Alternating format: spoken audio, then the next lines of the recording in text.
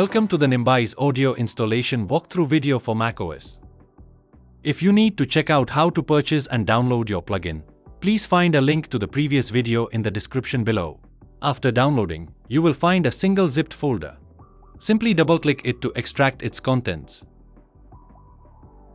Once extracted, a new folder will appear containing 3 separate installer packages, one for the audio unit plugin, one for the VST3 plugin, and a third for the core library file.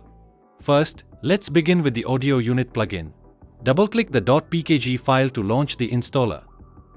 Follow the on-screen prompts by clicking Continue, then agree to the license agreement.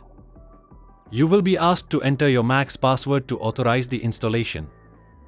This is a standard security step. The installer will then automatically place the plugin in its correct system location. The audio unit installation is now complete. Next, we will install the VST3 plugin. Repeat the same process by double-clicking the vst3.pkg file and following the on-screen instructions.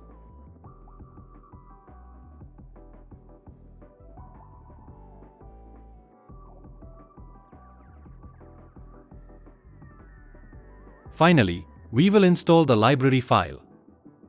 Double-click the library.pkg file. Since this file can be quite large, you have the option to install it on a separate drive to save space on your main computer. Click the Change Install Location button, select your preferred external drive, and then proceed with the installation. Make sure to remember the location of this library file.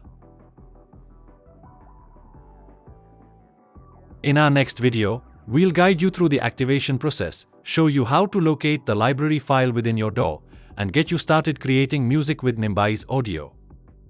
For more information, visit us at nimbisaudio.com.